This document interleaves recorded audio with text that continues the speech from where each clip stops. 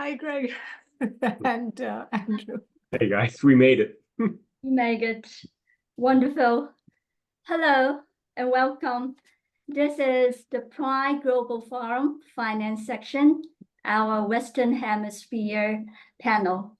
Today, we will discuss how innovative practice in education and business are shaping future leaders. I'm very excited to be here with you. As an associate professor of finance, I have observed the increasing demand for these essential sustainability skills among my students. It is my distinct honor to moderate today's panel. Each of our four exceptional panelists will bring a unique perspective that will help us better understand the opportunities and challenge in responding to this call. Let me just go around and have a brief introductions to our lovely panelists. So I hope I share my screen successfully. Let me introduce our first, Megan. She is a professor. She served as the Director of Social Impact and Sustainability at Northwestern University's Keller School of Management. In her leadership, Megan focused on the areas of sustainable finance, social innovation, climate strategies, social sector leadership, policy, global development, corporate responsibility, values, and ethics. She led up the Global Impact and Sustainable Finance Faculty Consortium, the Kellogg Morgan Stanley Sustainable Investing Challenge, the Moskowitz Prize, and more collaborative work at the intersection of markets and impact. We will have Mita. She is a professor of practice and the inaugural managing director of the Global Sustainability Leadership Institute, a cross-campus institute at the University of Texas at Austin. She previously co-founded the Social Innovation Initiative at the McCombs School of Business at UT. In her current role, Mita leads the Institute's efforts to integrate sustainability education at the university. She also serves as the faculty director for the Institute's undergraduate and executive education programs in sustainability leadership. After finishing her PhD, Mita initially focused on corporate finance, governance, and security markets, publishing her work in leading finance journals. Her commitments to philanthropy and community service led her to launch an impact consulting firm and eventually sparked her interest in the role of finance and entrepreneurship in advancing a sustainable future. Her current research and teaching interests include the areas of impact, sustainable finance, corporate sustainability, and entrepreneurship. Gregory is the Dean of the School of Business at Stevens Institute of Technology. Prior to joining Stevens, he was director, which is equivalent to president of the Athens University of Economics and Business in Greece. And before that, she was on the faculty of the University of Pennsylvania's Wharton School. His research focuses on analytics, innovation, and digital transformation.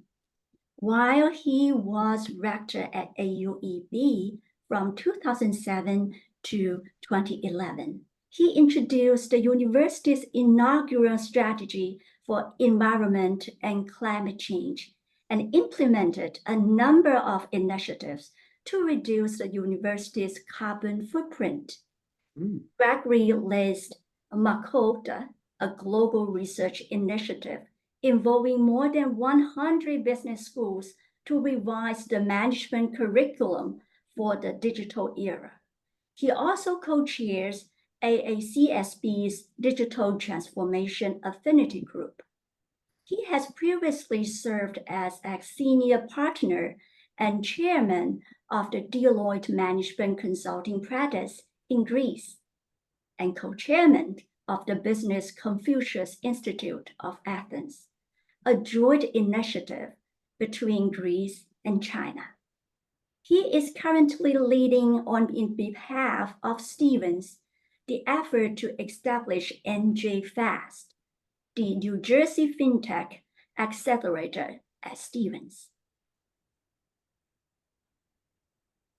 Andrew Worth, he is the senior pharmaceutical operation leader with over 30 years experience in the industry, spanning small and large molecule manufacturing. Andy joined AstraZeneca in 2015, and he is currently Senior Vice President, Americas Supply, where he is responsible for overseeing the manufacturing operations of 7 sites in North and South America. Previously, Andy held very senior positions at Merck, where he was fundamental to the development of their manufacturing strategies and its education at multiple sites. Andy holds a Master's Science in Engineering Technology from the University of Pennsylvania and an MBA and a Bachelor of Science from Lehigh University in Pennsylvania. Please welcome and join me in welcoming all of our panelists who have taken precious time out of their very busy schedule to be here.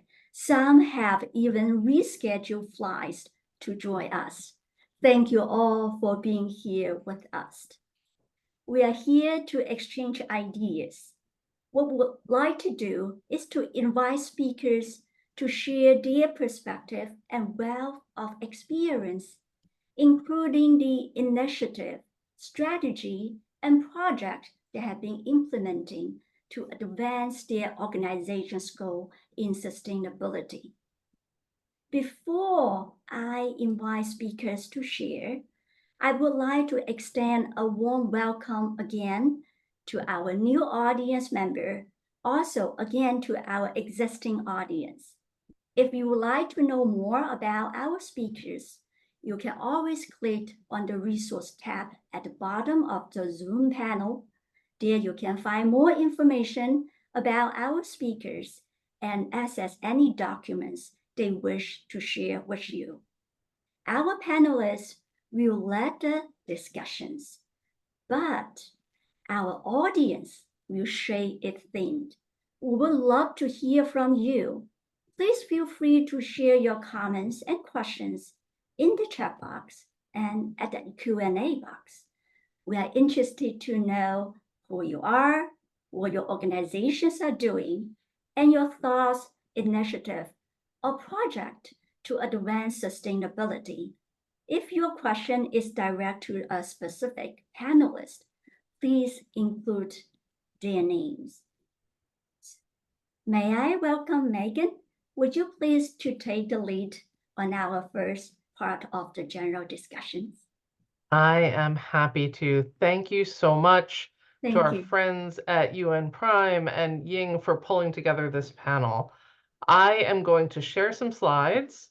Let me just get that all functioning. There we go. And I'm not going to dwell on these slides or take a huge amount of time, but I wanted to just introduce, as you asked us to do, Ying, some of the things that I have going on out there in the world. So let me jump in. And the first thing I'm going to talk about is how the work that I have the honor to do through the Kellogg School of Management at Northwestern University allows me to work to build the field of sustainable finance beyond our walls, so outside of our own students. And I'll talk about the Impact and Sustainable Finance Faculty Consortium the Moskowitz Prize, and the Kellogg Morgan Stanley Sustainable Investing Challenge. So let's start with this. The Impact and Sustainable Finance Faculty Consortium at Kellogg is the sustainable finance working group of PRME, one and the same, right? They are the same thing. And Mita and I have had the pleasure of being on the steering committee for this membership organization for years now. It was founded in 2017. Unintentionally, truthfully, and has now grown to be a community of over 450 members. All of our members are professors, lecturers, right? Professors, research professors, professors of practice who teach and research in the areas of impact investing and sustainable finance. As you can see, in the past, 7 years, we have grown immensely, and our membership now spans over 220 universities across 40 different countries. And in fact, Mita and I will be getting on our respective airplanes in a few days to head to Singapore for this group's annual convening, which is being held there this year in collaboration with our friends at Singapore Management University. The price of joining, let me go to the next slide here. The price of joining this amazing, collaborative, fun-filled group of professors is that we ask every single member who joins to submit their syllabus to share with the rest of the group, because the purpose of this group, of what we call the consortium, is to help every single one of us improve our own teaching and our own academic work in the area of impact investing and sustainable finance. And the best way to do that is to share. This is a field that it's not nascent anymore, right? But it's not adult yet either. And so there's a lot that we can learn from one another. If anyone is interested in joining, the URL is here. It's also in the slide deck that's shared in the resources, and it's also a link in the resources. Next up, we get to, through our social impact work at Kellogg, we get to host the annual Moskowitz Prize. The Moskowitz Prize is the oldest and one of the most prestigious research awards in responsible finance in the world. It's been around a very, very long time. I've got a couple of instances of winning papers you can see on the screen. And actually, Mita is the queen of hosting webinars where we invite the winners of these papers to present and talk about their findings for the benefit of other faculty members who might want to weave that into their teaching, and practitioners who might want to weave those findings into practice. Finally, in terms of field building outside of our Kellogg walls, we host the annual Kellogg Morgan Stanley Sustainable Investing Challenge, and I would love to encourage as many of you who are watching this today or watch the recording later to encourage your graduate students to participate in this competition in the future. Graduate students only, but the student teams can be from one school or they can be a mix across schools. And we basically challenge these teams of students to identify one critical social or climate challenge, go deep and understand that problem in its current social and market conditions, and then to consider and imagine a creative use of financial tools and instruments that could address that challenge or that problem.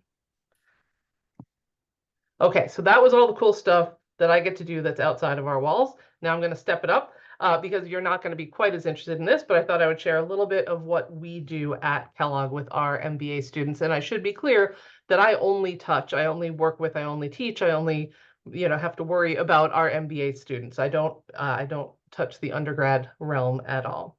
So I'll talk about our impact and our two different course pathways.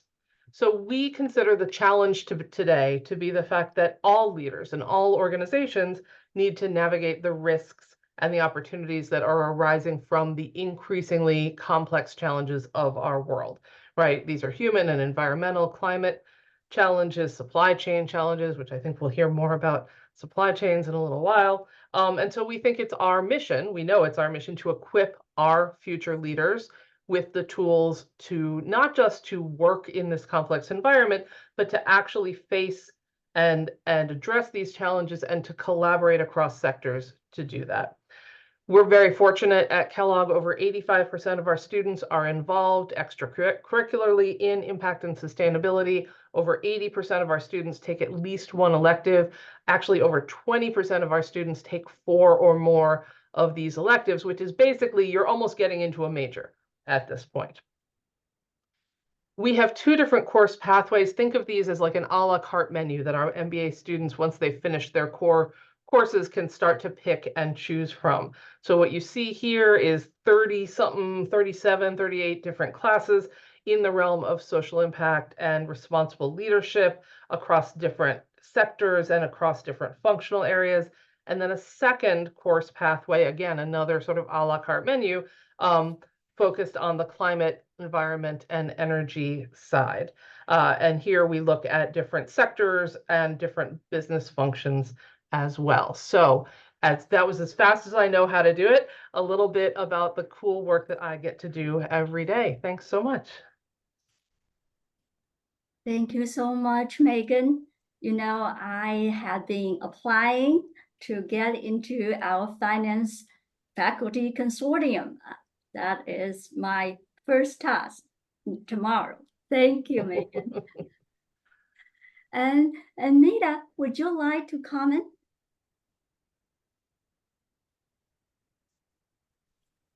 Rookie mistake. Yes, absolutely. I think it's very interesting to see how, on the one hand, yes, I'm also on the steering committee, and Megan has been our fearless leader for it, of this wonderful consortium, and I get to see people who share our ideas about sustainable investing and all of that. And then I also run this institute in the heart of Texas. And so very quickly, I'd like to, and I can share my slides, not important if we have time, but really, I'll just go through them really quickly. They're talking aids, if nothing else. Otherwise, I'll talk a lot longer. So I have to be careful. By the way, and thank you so much, Ying, for this invitation, and thank you to you and Prime. I'm so happy to be here and happy to see our panelists as well. Can you see my slides? So really, you know, it is, if you think about the state of Texas, one has to think about energy.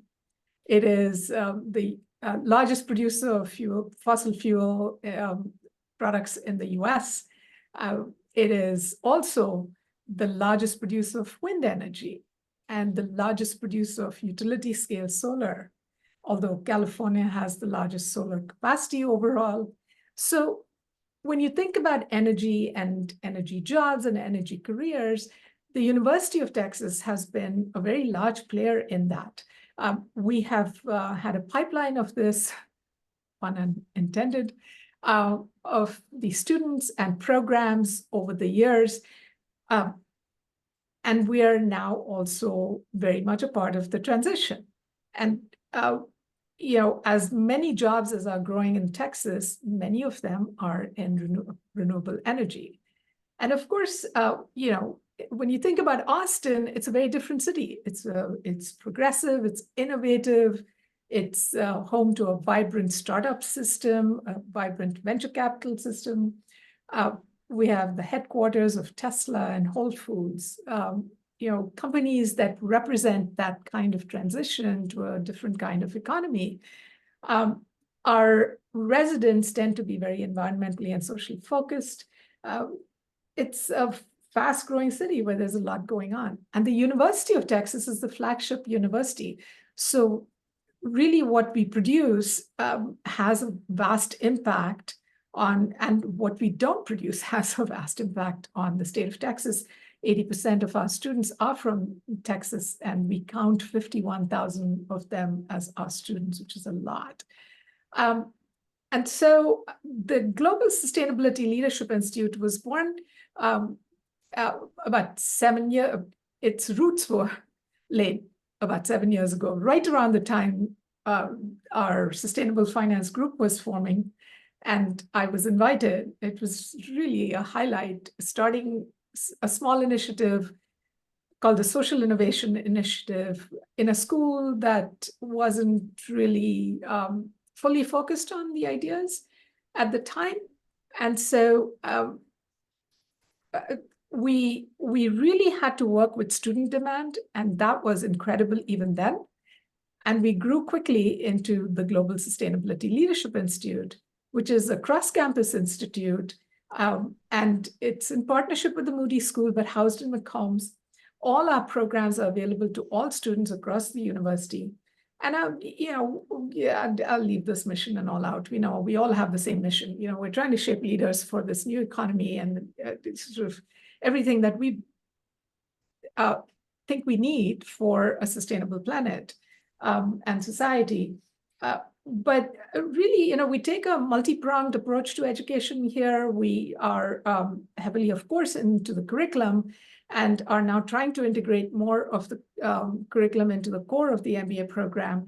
But our specialty has been the undergraduate minor in global sustainability leadership, which is available to all students across campus, which is kind of hard to do in state schools. For those of you who have any experience with these, we're very siloed.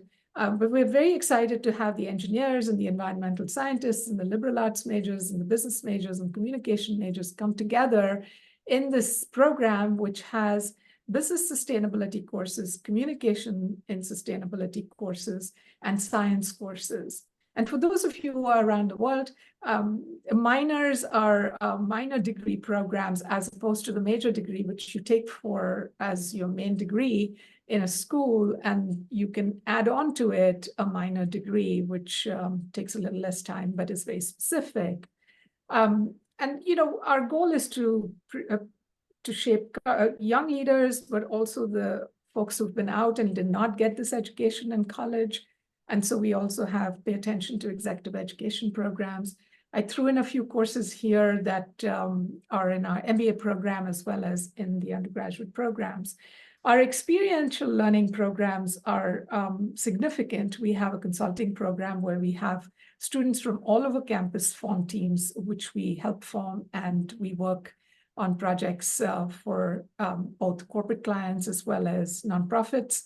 And that has been something that the companies have been wanting to see, just sort of this interdisciplinary team as it would be in a real company. And we have a Young Innovators program called SEED, which fosters startups in the university. We've had some good fortune with that in terms of results at global competitions.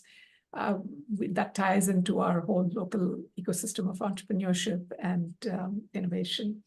And we do a lot of work to engage the community and to bring people from outside into the university, as well as help our students engage with the folks outside, because we really do believe that it is both skill sets and mindsets that are going to develop future leaders.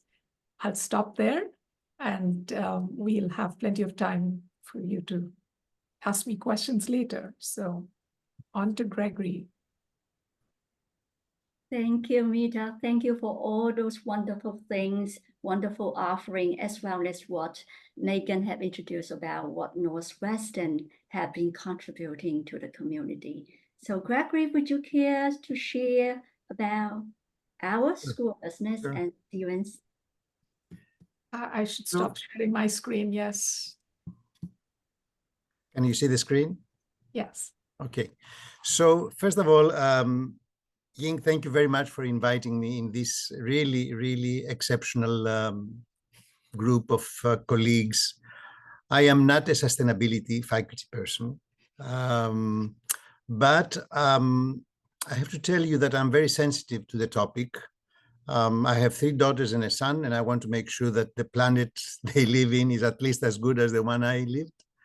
And I'm also very sensitive to the culture and to growing the culture and the leadership skills for people who will adopt the sustainability measures and will make changes. Stevens is a small university. in New Jersey. It is known as basically a technology university, and the School of Engineering is the biggest school on campus. And the School of Engineering has developed a lot of programs and activities around sustainability. The business school is relatively recent. And I would say that our activities around the topic of sustainability are around three angles. Number one, as it was mentioned earlier, we strongly believe that it's our mission to develop the next generation leaders. And I will explain what that is through academic programs, through research, and through other activities that involve the students and the faculty and the community. Second thing that is, we support Stevens in activities and initiatives that Stevens takes, caring about the environment. And the third is the issue of how do we ensure that growth is more inclusive. And the issue of inclusion is also a key aspect of my term as leader of the business school, and also of the culture that we want to develop at Stevens. So at the undergraduate level, there is a lot going on, mostly from the School of Engineering. You can see undergraduate majors, undergraduate minors. The last one in the minor category, sustainability, is from the School of Business. The rest of it is from the School of Engineering, but students from the School of Business can take them. At the graduate level, there are plenty of degree programs, master's programs. I have in red here the dual MBA Masters in Sustainability that we offer together with the School of Engineering. And there's also PhD programs in environmental, ocean, mechanical engineering, a lot of certificate programs. And we also participate in the Stevens Center for Sustainability, which is a cross-campus center for research. We have a joint appointment. As a matter of fact, this year we got a joint appointment with a senior faculty member of sustainability of the School of Engineering. And the center is basically supporting research and encouraging research in the area of sustainability, and supporting also students that are interested in this area. This is a brief overview of the dual degree MBA MS in Sustainability program. You can see here plenty of courses. There's foundation courses, the leadership, strategy, finance, analytics and decision making, environmental management. A lot of the students go into consulting, so these are two popular courses. The second one, Industry Capstone program, is basically a consulting project we do with industry. Another very very interesting program is the Innovation Entrepreneurship, because Stevens is known to cultivate the entrepreneurial culture among our students, and we have a legacy in developing innovators and a lot of startups even today. Oh, I think this is better now, right? Okay, so caring about the environment, I'm sure all the schools do similar things. Stevens is very active in making sure that we take initiatives to reduce energy consumption, for cogeneration, for on-site renewable generation, and Stevens is also the recipient of Energy Star Award. In recycling, very intensive work going on in paper, aluminum, cardboard, plastics. There is a campus race to zero waste, which is a competition that takes place, a friendly competition that takes place on campus. A lot of activity around water and savings in potable water. Stevens is along the Hudson River, which gives us a comparative advantage to other institutions. And we've developed a lot of initiatives there that have to do with managing stormwater runoff and implementing many green infrastructure practices. And as a matter of fact, we have 47 individual green infrastructure systems, and we are the home of the Living Laboratory, which is dedicated to such projects.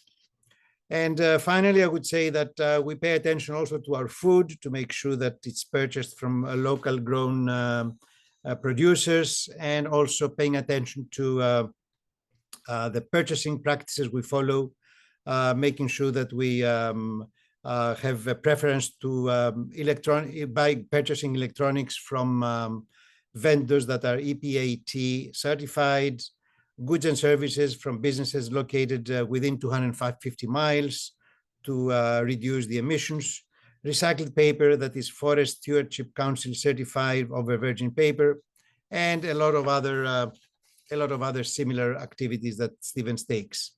As I mentioned, we are the recipient of the STARS Gold rating, which is from the Association for the Advancement of Sustainability in Higher Education.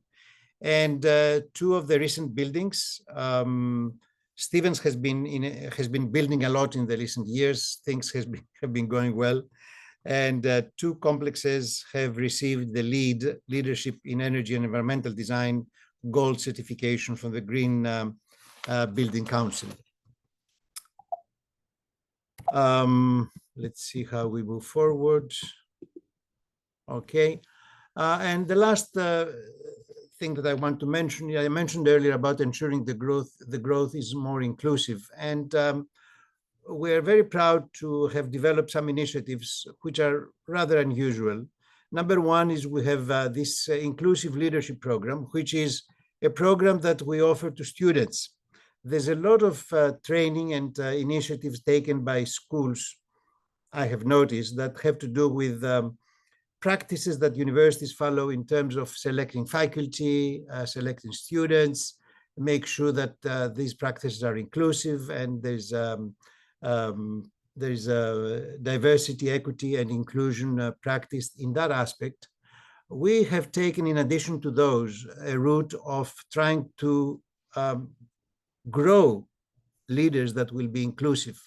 So we've established now, this is the third year going on, a very interesting program on developing inclusive leaders.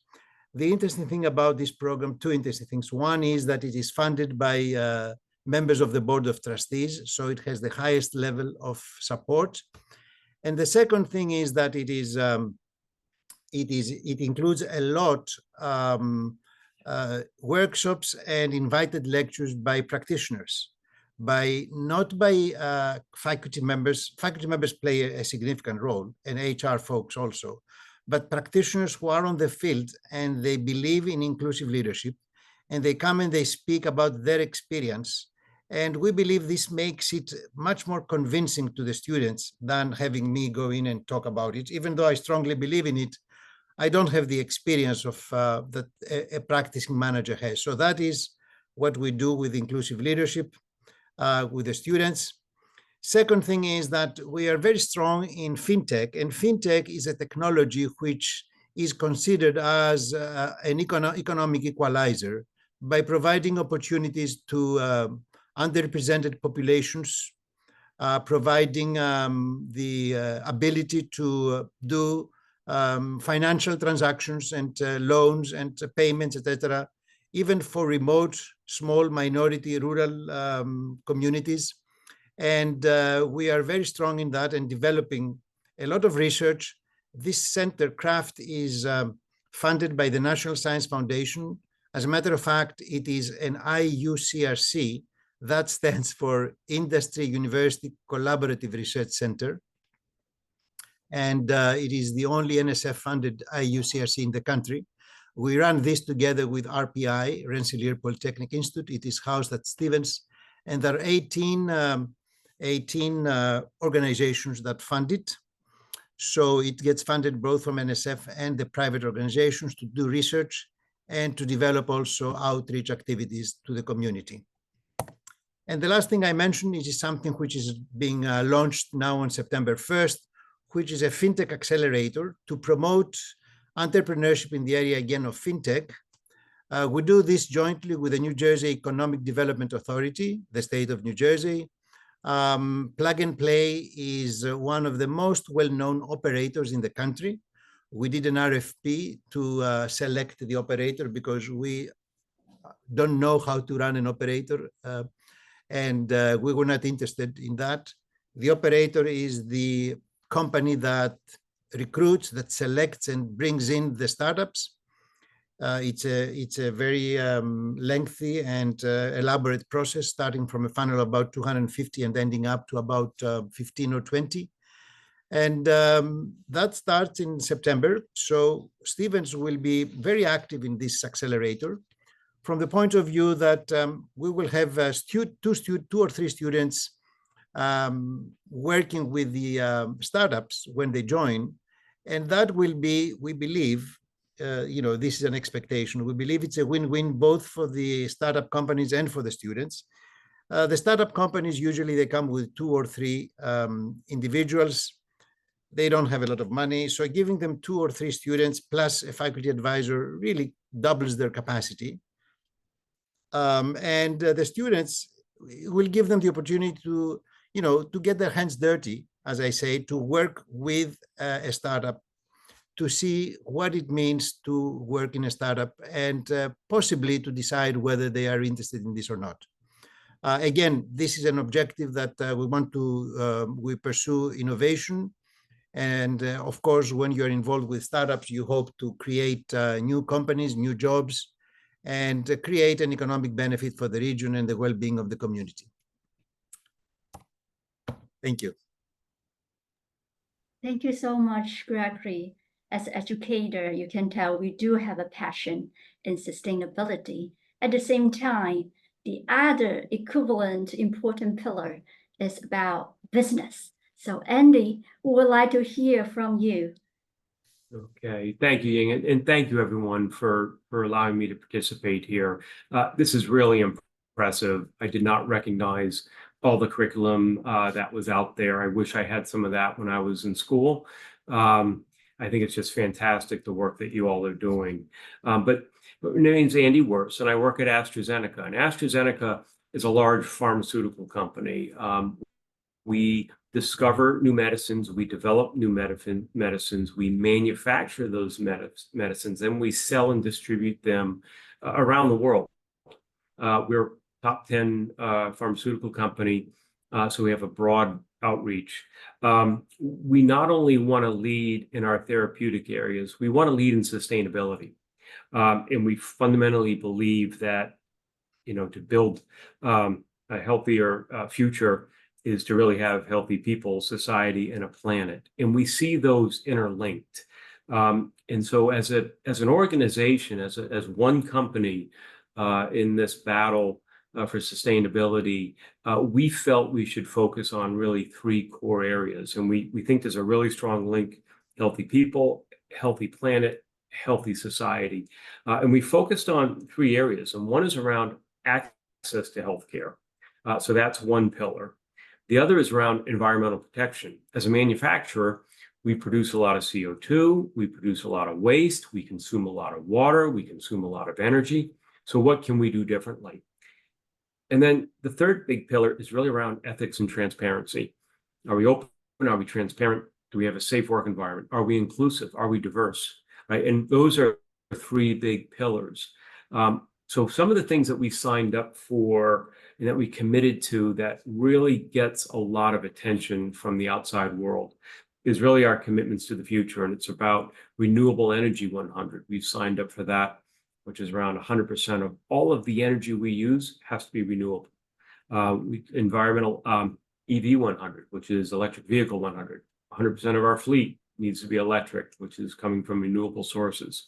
And then EP 100, which is around energy productivity and making sure that we can gain a doubling of our throughput with the same amount of energy. So we have a productivity target on that. We've also signed up for our science-based targets. There's a number of things that we've signed up for. I think the ones that really have garnered the most attention and that I get the most questions about are really around our carbon zero ambition, which is by 2026, having our scope 1 and 2 CO2 going to 0. And then by 2030, having our scope 3 drop by 50%. And then we have the offsets. And then by 2045, being, absolutely 90% emissions, and then the other 10% with carbon offsets and biodiverse actions on that. So that really garnered a lot of attention. That timeline is incredibly accelerated. And so those are some of the things that we're working on. And as a leader in the manufacturing area, we are looking aggressively at all of our natural resource consumption. So the energy we use, the waste we produce, the circularity that we can generate, the water consumption that we use. And those are all things that we strive to drive a reduction in. So I'm really looking forward to the discussion. I think I'm perhaps a good example of someone that had to learn very quickly, what is sustainability? How do I drive it? What can I do practically to make a difference? And how do I lead an organization that will start to meet some of these really stretchy ambitions that we've set for ourselves? Thank you so much, Andy. They're all the questions. I'm so interested to learn more from you. And also thank you for helping us better understanding what sustainability means for AstraZeneca. Thank you all again for sharing those incredible work you are doing. They are truly innovative strategies and impactful projects that are really advancing our sustainability goals. To help us learn more, I have some in-depth questions for you before we turn it over to the audience. At the same time, for our lovely audience, please feel free, actually, I strongly encourage you, please guide our discussion with your curiosity and input. To begin, I have a question for Megan and Mita. Those of you have brought invaluable insights directly from the academic front. So in your point of view, what business strategies and leadership qualities do you believe will be essential for incoming talent? I mean, our university students as they graduate and rise to leadership positions. So would you like to share more with us? Thank you. Do you want to start? Sure. Yeah, I think it's some combination of hard and soft skills that we are going to have to sort of develop in our students. And it also depends on the school, because when I teach across two schools, I teach in the public policy school and then also in business school.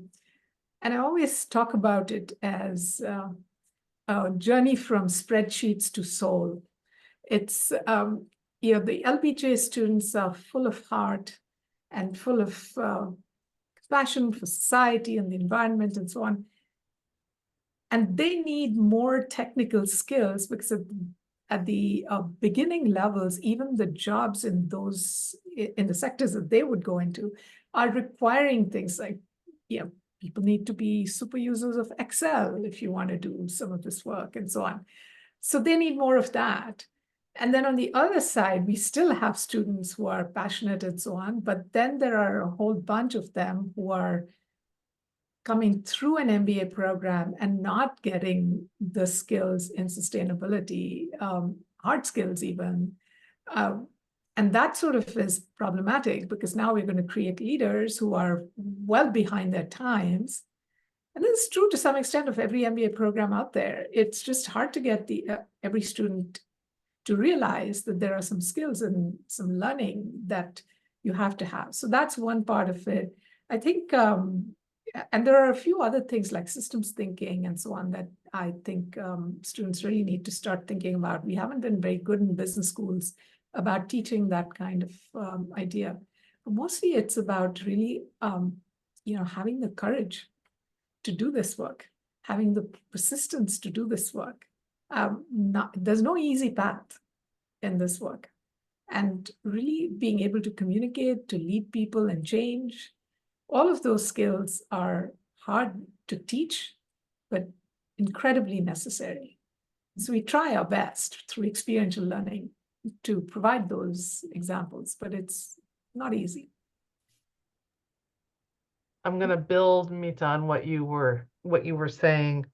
What's interesting is that we all, not just current students, but future students and past students, which means all of us, we need to be learning all the time. This field is evolving, it changes so fast.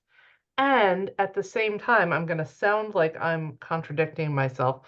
We are very quickly moving to a place where leadership skills and toolkits for sustainability, for climate change, for climate mitigation and adaptation, for human and social and community impact are not going to be different from the skills that you need to lead and run a business or an organization or a team. If you think about, I've been, out and about and listening to the radio today, and, I'm hearing news here in the US of a group that's encouraging FEMA, the Federal Emergency Management, whatever A stands for, to adapt and adopt high weather, high heat events as a natural disaster. What does that mean? That means that we have to adapt to the new normal, right? The new normal is that heat is as damaging or can be as damaging as a tornado or as a hurricane or as a volcano eruption, right? Or a tsunami, that we have to adapt to what my colleague calls climate weirding at this point. That is now normal. It's not unusual. And so you're not going to be able to simply look to the experts in sustainability management, in carbon markets, in biodiversity protection and valuation. These are pieces that are very quickly becoming part and parcel of what it takes to lead anytime, all the time. So I'm contradicting myself a little bit and saying we have to constantly learn and adapt because everything is changing very quickly. And I'm also saying we're getting to a point where actually things won't change as quickly, right? Because this will be the reality and it will have permeated everything that we do. I think when I think about what our students and what our alumni and professionals out there need in terms of leadership, I think that they need to be able to lead and to see the bigger picture and to find the opportunities to collaborate when collaboration is the only way that we're going to make progress. In the world of business, we are so accustomed to trying to win. But when it comes to impact and sustainability, we only win if we find a way to work in concert. And we haven't taught them as much of that in the past. You're absolutely right. Thank you. I would also like to say here that I could not agree more with Mita and Megan. I believe that the issue of developing leaders that will drive the change in sustainability is just one case where there are similar cases that are happening today where we need leaders to have similar mindset, similar cultures, and similar knowledge. And let me be more specific. Number one, I believe a lot in the concept of innovation, and I would really like a leader to have a mindset of innovation, pushing innovation. I have been to, now that I'm involved with the plug and play and the startup community, I am so impressed with the work that is going on. And therefore I am very optimistic about, I'm relatively optimistic about the future of sustainability from the point of view of innovation and technology innovation. So number one, I would like a leader to have a mindset of innovation. That means, number two, that I would like them to be open-minded and to also have what we call in the business school to have an evidence-based decision-making mindset. I am a quant person, so I'm a little biased, but I strongly believe that with so much fake going on around and so many things happening, the idea of having someone basing their decisions on evidence and data is very important going forward. There's a lot of change going on, and that was mentioned. And I believe that we need to move forward. So another characteristic would be that a leader should be fast in the decision making. I don't think we have the luxury to overanalyze or over-expect all the data before you make a decision. Maybe I'm contradicting myself a little bit, but fast decision making to me is paramount, especially when we talk about sustainability and you look at the deterioration that has been happening across the planet. The issue of collaboration is extremely important because all problems need collaboration. So I don't go for the stars, I go for the team players, and I want to develop systems and principles in place so that the collaboration is a very important culture in my organization. And finally, I think people need cases to see what makes success, especially when things are new. And I've been impressed with what I heard, from my fellow panelists here, both at Northwestern and at UT Austin. Successful cases give ideas, and I think our students would benefit by having cases presented in the area of sustainability. Maybe they cannot cut and paste for themselves in the future, but I'm sure they're getting ideas of what makes a successful implementation. Thank you so much, Gregory. The discussion is kind of heating on. I noticed, Andy, you raised your hand. Would you please? I did. There are 2 points that really resonated with me because they're real issues today that I'm dealing with. The first one, Meta talked about systems thinking in learning agility, lifelong learning, we call it. But that system thinking, as we all know, everything's connected. So we need leaders today to know the impact of the decisions they're making upstream, downstream. So that really resonates with me because I have hundreds of leaders out there making decisions, but do they understand the implications of that? I saw that today in my tour at the Indiana site. But the learning agility that you mentioned, we call it lifelong learning, where we're trying to get everyone to learn something new every day to try to better themselves, but also to try to help solve some of the problems we have. And that just resonates because the equipment is changing, the pace of innovation and technology is changing, and that's hitting our employees every day. So we're really pushing that lifelong agenda. But then, Megan, you mentioned something around climate and then how weird it's getting. Every one of my sites has had to upgrade their business continuity plans because of weather. I have a plant in Texas that for 3 years in a row have had freezes in Dallas that have taken the site out. Okay, we've gotten better at mitigating it and addressing that. I have a plant down in Brazil that just had a year's worth of rain in about a week that you probably read about in the news. And that's something that we're contending with. My site in Delaware just had a tornado come through earlier this year that knocked out power. So that's never happened in 30 years. So I think there's some things here that are really front and center for me, and you guys really hit the nail on the head there. Thank you so much, Andy. I really love we can get me more about the story we are sharing because I enjoy very much watching your talk at the Executive Leadership Conference last summer. You also go through some story, but it's in the past year with the COVID period and share with us some remarkable insight on how to managing the innovation in the growth or continuity environment. So could you also continue and highlight and share with more about some significant challenge that AstraZeneca is currently facing in terms of innovation, in terms of the climate risk, and also how the company is striving to overcome those challenges? So absolutely, I can give you maybe a dozen, but I think I'll pick on one that I was close to that I can speak to well, hopefully, is around our scope 1 and 2 emissions. So scope 1 and 2 is really within the 4 walls of your plant. What you burn, the natural gas that you burn. Natural gas powers our plants. It generates electricity. It generates heat.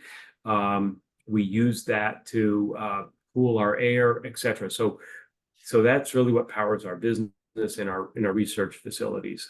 Electricity, that's scope 2. It's what we buy. that energy source. So that also has to be green. Now that's easier to do. What was really difficult for us was to find a renewable source of natural gas. And that's something we went out and did, and we partnered with a smaller company, but that's really taking a huge risk to do that. But what we went through, did the due diligence, have helped the company, they've helped us, and we were able to develop a partnership where all of my plants by the end of 2025 will be burning renewable natural gas. Right now, my plant in Delaware is getting about a third of its energy from this renewable source. So renewable natural gas, it's methane. And what we're doing is we're taking food waste, animal waste, dairy waste, combining that. That methane would normally go into the atmosphere. As I think everyone knows, methane is about 20 times more harmful to the environment than CO2. So burning that natural gas is a renewable source that we can use. So that's something we've done. I think that's the easy part. The hard part for us is this scope 3, which is looking at the suppliers, the people that give us materials, that give us services. We now have to go to those thousands of suppliers and say, we need you to be carbon zero too. And so we're in that process because they need to make commitments to get to net zero as well, or they won't be doing business with us. So for some vendors, that's an issue. For others, we need to work and find new vendors who will join us. So I think that's something that we're currently working on. That's probably our biggest challenge going forward in the next decade here is how do I get my entire supply chain to zero? So I have to go downstream, look at the bottle factory that's giving me bottle. I get a plastic bottle, I put my tablets in it, I sell that, right? But that bottle factory now needs to make that commitment and drive the action to it. So we really need practitioners there. So I think, Maddie, you said it right around courage. You mentioned that that's sort of intangible, but that's something we need everyone to step up and do and to drive action here. Thank you so much, Andy. I saw Amita and Megan. Do you want to add on something, the story and example that Andy just sharing? Yeah, I think that's what he's saying is really true. We are seeing a lot of, we work with companies, and really the main issue is around this. How do we work with suppliers? And it can be anything from being the supplier and having to change materials and having to figure out the carbon footprint of the thing, or to be on the other side and say, what is our procurement policy that makes us feel that it's right, that we are not getting in the way of overburdening a supplier, violating human rights potentially. All of those things, it's a really difficult problem, and I completely agree with you. This is why we have to start thinking about the whole and not any one particular piece of it. We can tackle one piece of it, but you've got to know that you are a part of that bigger piece, because a lot of big companies are not thinking about the constraints of the suppliers. And then a lot of suppliers are just like, what are we supposed to do? And it's the big companies that have to report.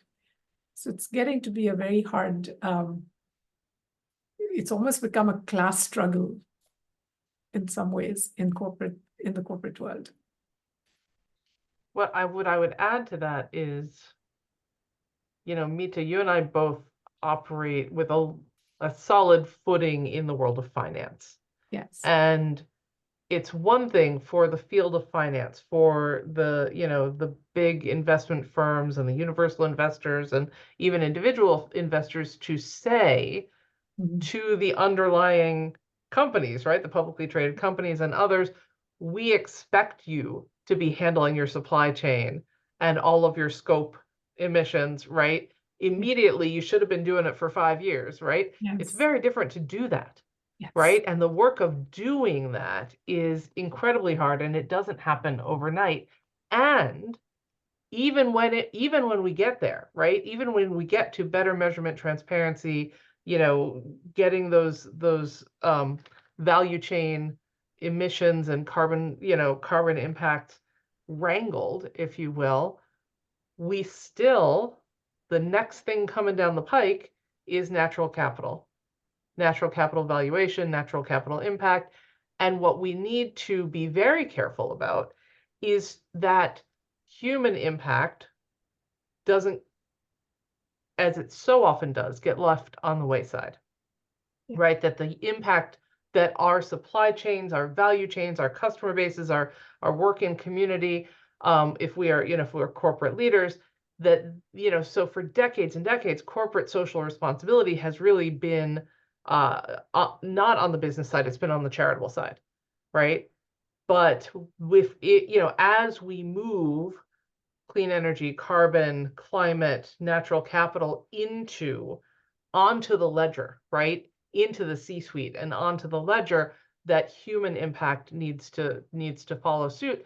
But, and I'm once again talking out of both sides of my mouth, we have to recognize that this transparency and ability for corporations to manage and report and do well on these things does not materialize overnight. Yes, certainly. I agree, like the innovation, the challenging, the multifaceted dimension for these issues.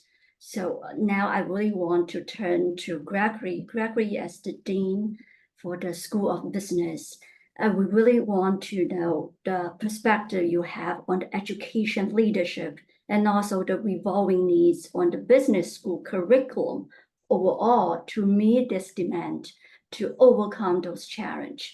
So would you share with us, how do you view the evolution of the business school curriculum to meet these increasing demands? Yes, thank you, Ying. So I'm going to start with a survey that took place in 2022, very recently, of 2,000 students in the Global Network for Advanced Management. This survey was led by Yale SOM, the School of Management. And it is very interesting, the results that came out of this survey. Number one, the topics of interest of the students were very much into sustainability, climate change, case studies of sustainability, and career opportunities in sustainability. And then in the questionnaire that was within the survey, listen to this, 51% indicate that they are willing to accept a lower salary for a company with better environmental practices. 26% said they would not accept a job in a company with poor environmental practices. 81% said they want to help their employer improve environmental sustainability. And 40% said they want to pursue a role focused on sustainability. So the message is very clear. And I believe universities and business schools have really understood that, and they have taken it at heart. It's relatively new, but I did a little study on looking at the mission statements of universities and business schools. And across the board, I found that sustainability is a very important part of the mission. If you look at it, you will see words like principled leadership, improving the world, long-term impact, holistic education, comprehensive impact, ethical and responsible management, global impact, trust, respect, excellence, promoting sustainability across the community, long-term thinking, bettering the world, and so on. So it is in the mission, and I think there have been a lot of steps taken. We heard today, wonderful things going on. There are degree programs, on sustainability. There are dual degree programs, majors, minors, certificates, concentrations. There are a lot of research going on. Further than that, there are student clubs that are very active in developing sustainability awareness and sustainability skills. There's collaboration with industry to make the students aware and faculty aware of the problems that industry faces. Faculty working groups like the one that Megan mentioned, and Megan and Mita are leading. And I wish I was in the sustainability area, and I would definitely join competitions that are taking place, like the ones we heard earlier. As a matter of fact, AACSB, the organization that governs the accreditation of business schools, very powerful organization, includes sustainability as one of the key standards for business schools to maintain, to achieve and maintain accreditation. And then there are other initiatives schools have taken, individual schools. I was very impressed with what the University of Toronto has done, with implementing a President's Advisory Council, with making hard decisions to apply ESG frameworks in selecting investments for the endowments, for divesting from investments in fossil fuel companies, allocating 10% of the endowment to low carbon investments. So, the ground, I think, is ready. And when you look at the implementation, I would say that at the undergraduate level, every major relates to sustainability. And I try to tell that to my faculty. When you look at accounting, well, measuring, summarizing, recording, all the reports that have to do with reporting the sustainability information. Finance, well, there are experts here in the panel. Management, building sustainability into the organizational mission, the strategy and the culture. Marketing, advancing sustainability by engaging customers and consumers in promoting sustainable consumption. Supply chain, we heard the issues that Andy mentioned. Innovation, entrepreneurship, management, information systems. So all the majors are involved. And what I've seen in this area is that there are various approaches followed. The most common one is the one I call vertical approach, where a school develops a major or a minor in sustainability. And students who are interested, usually a minor, they take a major and then they take the minor as well.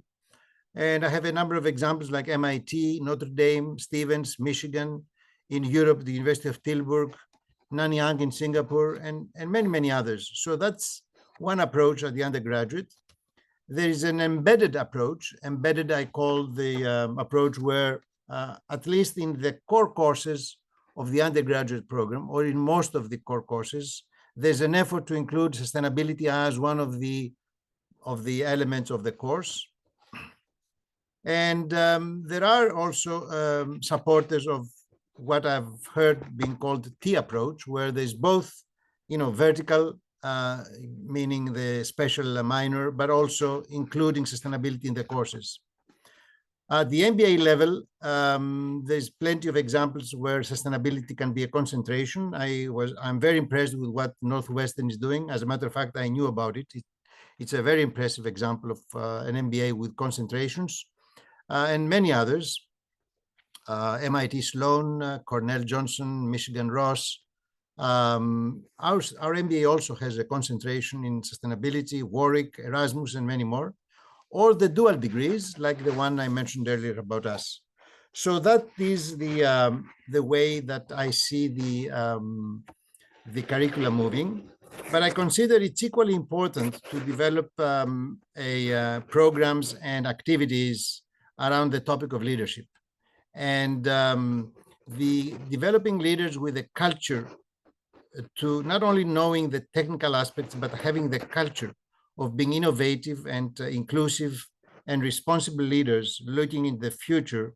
I think that's also important. And as someone mentioned earlier, I don't think we do enough of that.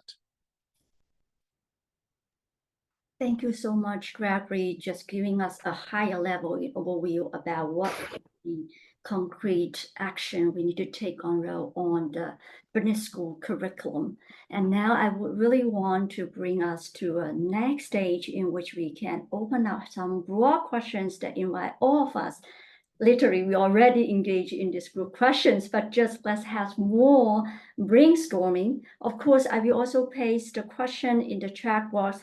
Thanks again for the audience asking us questions, and thank you again for Megan in answering the questions to our audience. I will continue to paste questions to the chat box, and we welcome comments from our lovely audience on the theme of the topic. And my first question is to Andy.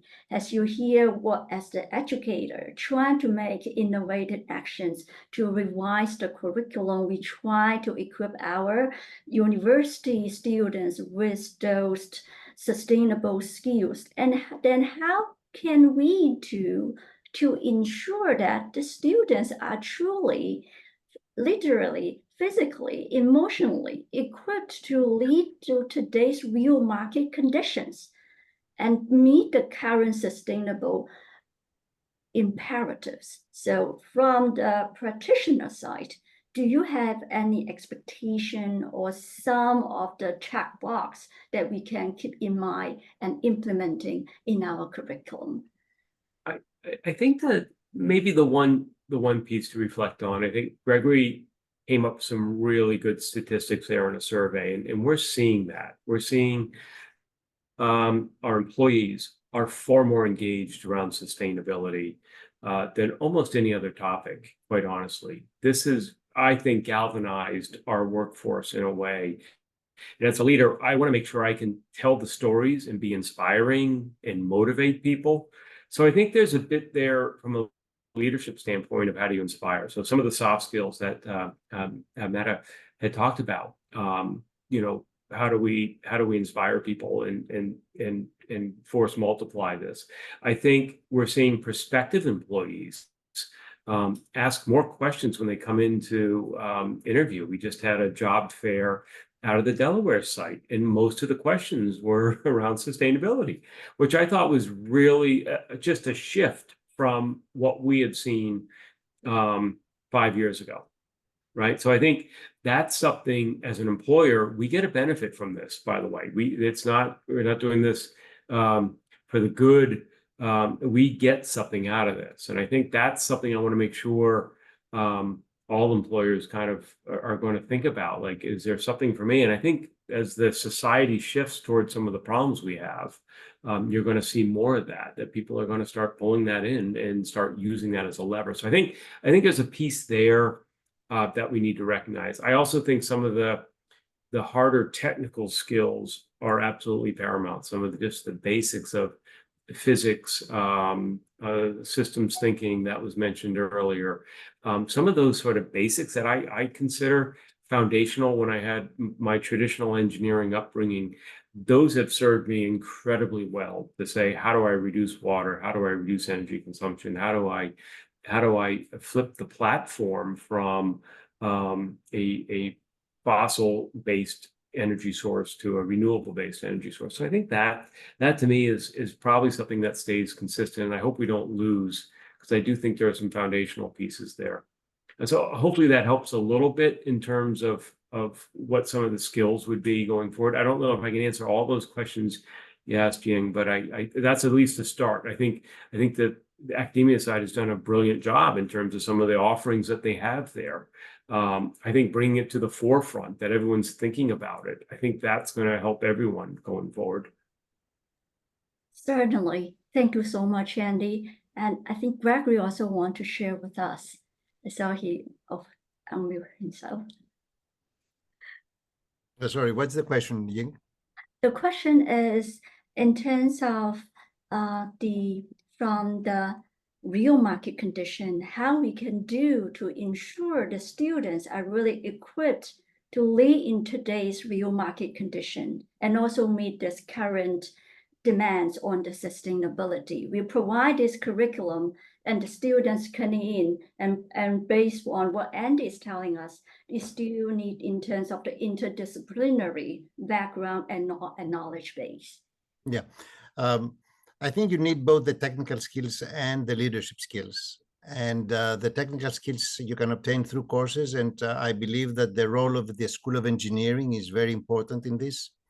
So if we can develop academic programs where our students from the School of Business can interact with the School of Engineering and understand better the fundamentals and the physics of the whole story, I think that's important.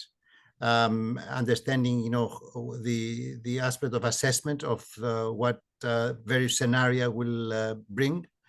That's one. And then the issue of the culture, which I have said several times today, being innovative, open-minded, inclusive, and responsible. I think these are an evidence-based approach. I think these are important for us to teach to our students.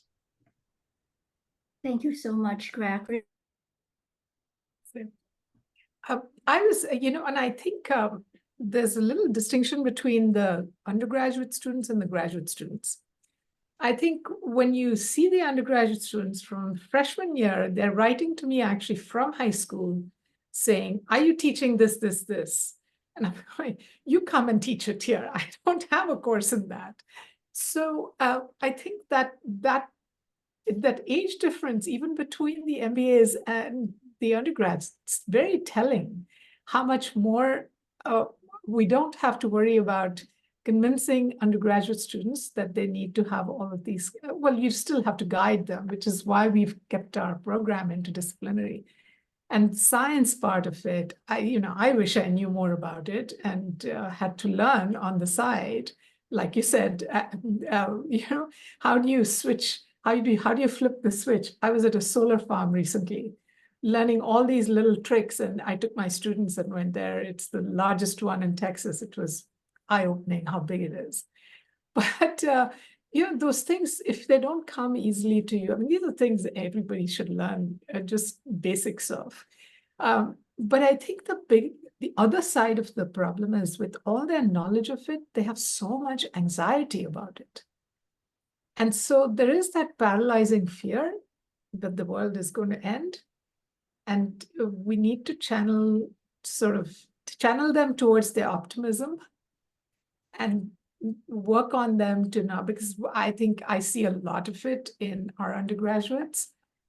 It can be debilitating and interfere with their learning. And that's an important part of it. And I'm sure companies are going to see this as well soon, if not already. I would just add to that, students, whether they're undergrad or graduate, they've got so much career ahead of them. They've got so much professional life and therefore impact and influence ahead of them. And especially the swath of students, as Mita describes, I get emails from high school students. I'm like, I don't even teach undergraduates, who are driven to make a difference. Sometimes I feel like what I need to help them do is to breathe and recognize that they don't have to do all of it all at once. That every single moment of their professional life does not need to be focused on being a superhero for the planet. We need them whole, right? But we also need them to go out there and learn some hard skills, right? So that they can take those skills and apply them to the change that they want to see in the world. And so part of our role, Mita, I'm sure you do this as well, is to sort of, just tamp down the anxiety by saying, you don't have to feel guilty if you want to go work in finance proper for a couple of years. If you want to go do a general management rotation, please do, because you are who you are at your core, and who you are is someone who wants to make a difference using their professional skills and their professional years and their professional influence. And all you're doing is making yourself a stronger tool, a stronger implement, by going out and growing who you are professionally. And that was why, that's exactly right. And one of the reasons why I don't measure impact as how many students got sustainability jobs, because you need students to go into companies and make the change from within with the tools and skills that we give them. It doesn't have to be a sustainability job defined as such. I would flip that also. I had the opportunity once, I was speaking on a panel about sustainable finance, and someone from one of the biggest investment banks on the planet was talking about needing to attract, or needing to, attract more talent in the realm of sustainable finance and sustainability. And I said to her, you actually have it. It's already in-house. Look at the MBAs, look at the recent undergrads that you have already hired into analyst and director roles. These are people who, when they were students, took classes on sustainable finance. They know about impact measurement. They understand carbon accounting. You just have to ask them. And she was like dumbfounded. And I said, I promise you, you already have talent inside the house that knows a whole lot that your senior executives don't know yet. I can agree more, Megan. This morning I listened to another panel. They saying for our next generation are the future of the sustainability. They will have their understanding. Then being an educator, I'm also teaching undergraduate, and I see my students in the class, I feel even stronger responsibility because they are our future. So I would want to move on to the next question is, from your perspective, now we are being educated, we are practitioners, but there is a role really keen on us and also will be relevant to all the stakeholders in the world, will be the policy makers. So I would like to learn from your perspective, what role do the policymaker play in promoting the profitable sustainability in this new area? And how they can help us, our students, our practitioners, our generations, to promote a responsible management practice. Please feel free to I'm happy to start this one off. I think it's interesting because you're asking this question of a bunch of folks who work and operate, I think, primarily in the US. And the US has a very particular penchant against regulation. And yet, when you look at our friends in Europe, if we look at our friends in Singapore, if we look in even in some Latin American countries and other places, you're seeing the increasing role of regulation around not just carbon and carbon disclosure, but also around human trafficking, right? And human slavery. Human slavery is what I meant to say. And so what you're seeing right now is actually an imbalance globally between where is the regulation coming, where is it lagging? And what I hear behind closed doors from a lot of corporate leaders is, at this point, regulation will largely help. As long as it is smart, reasonable regulation, that it will only help because we all know that this is a crisis. We all know that we have to be pulling together in the same direction. But in order for us to not engage in anti-competitive practices, we need someone to be setting that baseline and mandating how we have to operate, a bare minimum of how we have to operate and how we have to disclose. Thank you, Megan. So I see. Well, I would say, in addition, I agree absolutely, and I like the comparison between the US reality and the European reality, which is probably overly loaded with regulations. But I would say that in addition to the regulatory aspect, I think governments, both federal and state governments, can promote, they can promote first of all, the concept of innovation and establishing programs, developing incentives, providing awards for meaningful innovations in the area of sustainability. That I think would be, to me, extremely important. Number two, there are regulations across the various states, and that makes it complicated. So, maybe simplifying them and harmonizing them, and what Megan said earlier, would make life easier and create more impact. And because I'm a business school faculty member, I believe in promotion and campaigns, and creating a campaign around the value of sustainability and the importance of sustainability for each one of us and our children and the future generations could have an impact and could bring results. So, establishing this culture and by campaigns, I think, is important. And finally, establishing a sense of urgency, again, through similar types of approaches. I believe these could bring some results in addition to regulatory policies that could be implemented. Thank you so much, Gregory. Andy, please. Yeah, so I think clearly policymakers have a huge role to play here.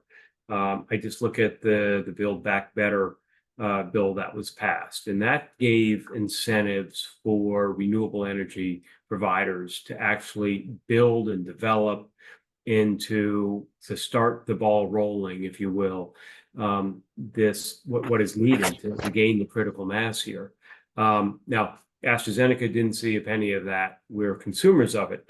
But the builders now could actually put shovels in the ground and get some matching or some at least tax credits that they could provide. And they can sell those tax credits and then help fund their operations. So I think that's absolutely critical. I also think, to get this tipping point, look at EVs.